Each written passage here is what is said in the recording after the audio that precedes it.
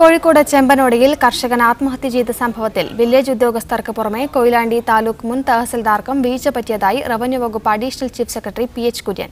ഇത് സംബന്ധിച്ച അന്വേഷണ റിപ്പോർട്ട് സർക്കാരിന് അടിയന്തരമായി സമർപ്പിക്കുമെന്നും അദ്ദേഹം പറഞ്ഞു. ചെമ്പനോട് വില്ലേജ് ഓഫീസ് രേഖകൾ പരിശോധിച്ച അദ്ദേഹം നാട്ടുകാരുടെ പരാതിയും കേട്ട ശേഷമാണ് മടങ്ങിയത്. രാവിലെ 11:30ഓടെയാണ് റവന്യൂ വകുപ്പ് additional chief secretary P H. Kurian Chembanode village ഓഫീസിൽ എത്തിയത്. കോഴിക്കോട് ജില്ലാ കളക്ടർ യു.വി. ജോസിനൊപ്പം അടച്ചിട്ട മുറിയിൽ രേഖകൾ പരിശോധിച്ച അദ്ദേഹം ഉദ്യോഗസ്ഥരിൽ നിന്നും വിവരങ്ങൾ ആരാഞ്ഞു. ഇതിനിടയിലാണ് യൂത്ത് ലീഗ് പ്രവർത്തകർ പ്രതിഷേധവുമായി എത്തിയത്. ജോയിയുടെ വീട് സന്ദർശിക്കുക, നഷ്ടപരിഹാരം നൽകുക തുടങ്ങിയ ആവശ്യങ്ങൾ ഉന്നയിച്ച യൂത്ത് ലീഗ് പ്രവർത്തകർ പി.എച്ച്. കുര്യനെ തടഞ്ഞു.